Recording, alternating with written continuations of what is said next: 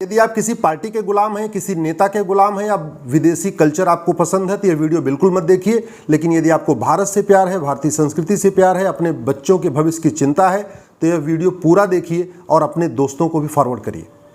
France के पास सब कुछ था, राफेल भी था, यूसीसी भी था, वर्ल्ड क्लास हाईवे था, एयरपोर्ट था, वर्ल्ड क्लास हॉस्पिटल, बढ़िया स्कूल कॉलेज, बढ़िया सड़कें, बढ़िया ट्रेन, यूएन की परमानेंट मेंबरशिप, वीटो पावर, कुछ काम नहीं आया। फ्रांस 15 दिन से जल रहा है और ना अमेरिका बचाने आया, ना रूस बचाने आया, ना चीन बचाने आया, ना भारत बचाने गया। कोई किसी को बचाने नहीं आया और राफेल भी काम नहीं आया, यूसीसी भी काम नहीं आया। इसलिए अगर आपको भारत के भविष्य की चिंता है तो तत्काल 5 कानूनों की मांग करिए। सबसे पहला, 1860 के इंडियन पिनल कोड को रद्दी की टोकरी में फेंकने की मांग करिए। 1860 का इंडियन पिनल कोड खत्म किया जाए। ये महाघटिया कानून है, इसकी वजह से न भ्रष्टाचार कम हो रहा है, न अपराध कम हो रहा है। हमें क्या करना होगा, ये अमेरिका का फेडरल पिनल कोड है, इसी की तर्ज पे एक one nation one penal code बनाना पड़ेगा। घूसखोरी, जमाखोरी, मिलावटखोरी, कालाबाजारी, नशा तस्करी, मानव तस्करी, सोना तस्करी, चंदन तस्करी, अलगाववाद, कट्टरवाद, माओवाद, नक्सलवाद, धर्मांतरण, घुसपैठ, सब के लिए एक कानून, एक ही किताब हो, एक ही कानून हो, उसी में सब chapter 1, chapter 2, chapter 3, chapter 4, chapter 5 करके सारा इसी में आ जाए।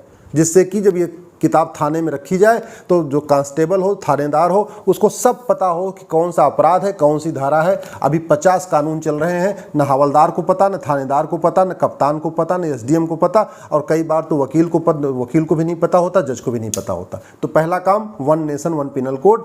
इसमें जो एक चैप्टर धर्मांतरण हो, एक चैप्टर घुसपैठ हो, उसमें धर्मांतरण और घुसपैठ को राष्ट्र की सुरक्षा के लिए खतरा घोषित कर दिया जाए और एनएसए लगाया जाए। राष्ट्र की एकता अखंडता के लिए खतरा घोषित कर दिया जाए और यूएपीए लगाया जाए। धर्मांतरण और घुसपैठ को ऑर्गेनाइज्ड क्राइम घोषित कर दिया जाए। गैंगस्टर एक्ट लगाया जाए। 100% प्रॉपर्टी जब्त किया जाए। 10 से 20 साल की सजा दिया जाए। मैं गारंटी के साथ कहता हूं, धर्मांतरण भी रुक जाएगा और घुसपैठी अपने आप भाग जाएंगे। एनआरसी की जरूरत ही नहीं पड़ेगी। घुसपैठी इसलिए रुके हुए हैं, उनकी आवभगत हो रही है, उनको मुफ्त में राशन, मुफ्त में मकान, मुफ्त में दुकान मिल रहा है, वजीफा मिल रहा है, इसलिए रुके हुए हैं। जैसे ही 100% प्रॉपर्टी जब्त करने और 10 से 20 साल की सजा देने का कानून बनेगा, 80% घुसपैठी खुद ही भाग जाएंगे। जो बचे हुए 20% है, पुलिस उनको आराम से ढूंढ लेगी। दूसरा, 1861 का पुलिस एक्ट खत्म किया जाए। नया एक one nation one police code बनाया जाए। 1 घंटे के अंदर एफआईआर दर्ज करना अनिवार्य किया जाए कि शिकायत के 1 घंटे के अंदर एफआईआर दर्ज करना कंपलसरी होना चाहिए और 1 महीने के अंदर जांच पूरा करना आवश्यक होना चाहिए। ये बाकायदा one nation one police code में लिखा होना चाहिए। पुलिस चार्टर लागू करना पड़ेगा। आज की डेट में यूपी की पुलिस अलग तरीके से काम कर रही है, केरल की अलग, बंगाल की अलग, बिहार की अलग, झारखंड की अलग। जैसा जहाँ पे जिस पार्टी की सरकार है उसी के अकॉर्डिंग पुलिस काम करती है। हमें ऐसा कानून नहीं चाहिए। आज जो पुलिस एक्ट है 1861 का, इसके कारण पुलिस सत्ता की गुलाम बनी हुई है। अच्छा शासक है तो अच्छी तरीके काम कर रही है, घटिया शासक है तो केवल वसूली करती है। ये वसूली बंद हो, इसका एक ही तरीका है, एक नया one nation one police code. तीसरा, 1872 का एविडेंस एक्ट खत्म करना पड़ेगा। जो एग्जिस्टिंग जुडिशल सिस्टम है इसको खत्म करना पड़ेगा। एक नया one nation one judicial code बनाना पड़ेगा। आज की डेट में आपने देखा ही, याकूब मेनन के लिए रात में सुप्रीम कोर्ट खुलती है, तीसरा सीतलवाड़ के लिए रात में सुप्रीम कोर्ट खुलती है। मैं कह रहा हूं कि बुरा नहीं है, खुलना चाहिए सुप्रीम कोर्ट को, लेकिन ये केवल तीसरा सीतलवाड़ के लिए और याकूब मेनन के लिए क्यों? आम जनता के लिए क्यों नहीं? किसान के लिए क्यों नहीं? मजदूर के लिए क्यों नहीं? मिडिल क्लास के लिए क्यों नहीं? बिजनेस व्यापारी करने के लिए क्यों नहीं? ईमानदारी से काम करने वालों के लिए क्यों नहीं? केवल माफियाओं के लिए रात में खुल रही है, आतंकवादियों के लिए खुल रही है, देश विरोधियों के लिए खुल रही है। ये तभी बंद हो सकता है जब one nation one judicial charter लागू हो। जब तक एग्जिस्टिंग जुडिशल सिस्टम रहेगा, जो ब्रिटिश जुडिशल सिस्टम है, तब तक जज अपनी मनमानी करते रहेंगे। उनकी मनमानी पे तभी रोक लगेगी जब एक जुडिशल चार्टर लागू होगा, one nation one judicial code लागू होगा। चौथा जो सबसे इंपॉर्टेंट है कि भारत में आज भी देश विरोधी बातें स्कूलों में सिखाई जा रही हैं, नफरत सिखाई जा रही हैं। ऐसी किताब चल रही है जो एकदम संविधान के प्रियम्बल के खिलाफ है।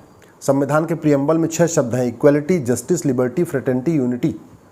और ऐसे किताबें हैं जो अलग अलग स्कूलों में चल रही हैं, जिनको विशेष दर्जा मिला हुआ है स्कूलों का, जहाँ पे न भारत की संस्कृति के बारे में सिखाया जाता है, भारत की संस्कृति के खिलाफ नफरत करना सिखाया जाता है, भारत के बहुसंख्यक समाज के खिलाफ नफरत करना सिखाया जाता है। एक ही तरीका है, one nation one education code लागू हो। एक देश एक शिक्षा बोर्ड, एक देश एक syllabus, one nation one syllabus, one nation one education board. और 10वीं तक यानी 16 साल तक पूरे देश में समान शिक्षा लागू हो। जैसे केंद्रीय विद्यालय में पूरे देश में एक जैसी किताब होती है, वैसे ही one nation one education board हो।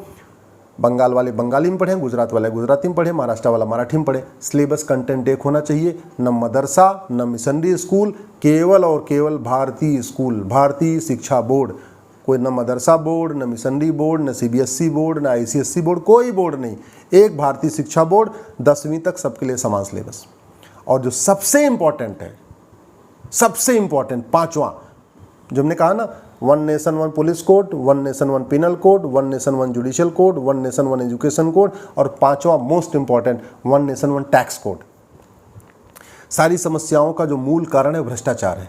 घुसपैठिए घूस दे के आते हैं, धर्मांतरण की फंडिंग काले धन हवाला से होती है। तो अगर भ्रष्टाचार खत्म हो जाए तो देश विरोधी 50% चीज़ें अपने आप ही खत्म हो जाएंगी।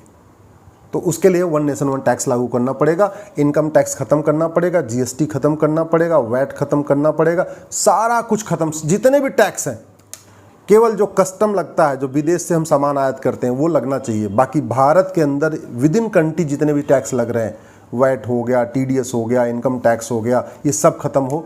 केवल वन नेशन वन टैक्स यानी बैंकिंग ट्रांजैक्शन टैक्स लागू किया जाए। उसके लिए केवल इतना करना पड़ेगा, 100 रुपये से बड़ी नोट बंद करना पड़ेगा, 5,000 रुपये से महंगे सामान का कैश लेन देन बंद करना पड़ेगा, प्रॉपर्टी को आधार से लिंक करना पड़ेगा, नार्को पॉलीग्राफ ब्रेन मैपिंग कानून बनाना पड़ेगा, और बैंकिंग ट्रांजैक्शन टैक्स लागू करना पड़ेगा। यानी जब भी आदमी कोई बैंक से ट्रांजैक्शन करे तो उसको 1% एक्स्ट्रा देना पड़ेगा। 100 रुपये का सामान खरीदा, 101 रुपये दिया, 1000 का सामान खरीदा, 1010 दिया। इसी तरीके से 1% एक्स्ट्रा, यानी अगर 1 लाख का सामान खरीदा तो 1,01,000 रुपये। और ये सबके लिए बहुत अच्छा भी है, आसान भी है। आम जनता के लिए अच्छी बात यह है कि उसके ऊपर न कोई इनकम टैक्स आ रहा है, न जीएसटी आ रहा है, कुछ नहीं आ रहा है, तो 1% देता जा रहा है। भाई जिसको न हर साल अपना इनकम टैक्स फाइल करना है, न रिटर्न फाइल करना है, न सीए के पास जाना है। व्यापारियों के लिए अच्छा कि वो जीएसटी से टेंशन से ख़त्म, हर 3 महीने में उनको जीएसटी भरना होता है, उसमें दुनिया भर की फॉर्मेलिटी होती है, पूरा एक डिपार्टमेंट रखना पड़ता है, एम्प्लॉइज़ रखना पड़ता है, हर डिपार्टमेंट में, हर फैक्ट्री में एक सेल अपना टैक्स डिपार्टमेंट रखा हुआ है, वो सब खत्म हो जाएगा। जब जब व्यापारी बिजनेसमैन कहीं किसी को पैसा देगा, एक बैंक थ्रू जो है बैंक देगा, या through ATM, Paytm, Bhim, UPI, debit card देगा, 1% एक्स्ट्रा देता जाएगा। सरकार के पास ज़्यादा इनकम होगी और आम जनता को बहुत लाभ होगा। और जो सबसे बड़ी बात, ये भ्रष्टाचार खत्म हो जाएगा। कुछ लोग सोच रहे होंगे कि ये बैंकिंग ट्रांजैक्शन टैक्स गरीब आदिवासी कैसे करेगा। 48 करोड़ जनधन खाता खुला हुआ है, जनधन खाता केवल गरीबों का होता है। वैसे भी ये बैंकिंग ट्रांजैक्शन टैक्स उन्हीं पे लागू होगा जो ज़्यादा महंगा सामान खरीदेंगे। भाई 5,000 रुपये तक का जो सामान है वो तो कैश में खरीद सकते हैं। जिसकी एमआरपी 5,000 से ज़्यादा होगी, जैसे अगर रेल टिकट खरीदा 5,000 से महंगा, एयर टिकट खरीदा 5,000 से महंगा, कोई ऐसा सामान खरीदा जिसकी एमआरपी 5,000 से है, अगर 4,000 रुपये का शर्ट है तो कैश में खरीद सकते हैं। अगर 5,000 रुपये से महंगा शर्ट है तो उसको आपको ऑनलाइन देना है। तो गरीब आदमी तो वैसे ही बेचारा वो न आईफोन खरीदता है, न स्कूटर खरीदता है, न कार खरीदता है, मोबाइल खरीदता है। और वैसे भी भारत में 225 करोड़ खाते हैं इस समय टोटल, 130 करोड़ तो आधार बन चुका है।